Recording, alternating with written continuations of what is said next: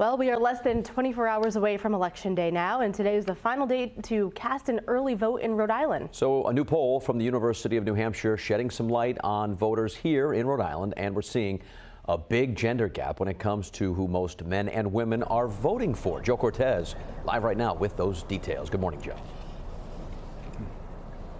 Good morning, Patrick and Kate. Vice President Harris still holds double-digit leads in both Massachusetts and Rhode Island, but a new poll out of UNH shows that Harris has the favor in women's votes down here in the Ocean State, while Trump is holding strong with the men voters. Harris sits at 66% compared to Trump's 31% when it has to do with the women voters. But when you look at the men, it's 52% for Trump compared to Harris's 40%. The Ocean State poll surveyed over 700 Rhode Islanders. The poll combined those who have already voted and plan to do so.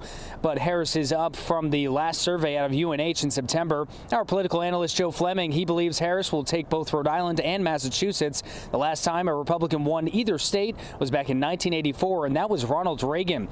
There's a lot to look into, but another question that remains: how long will we have to wait until we find out the results?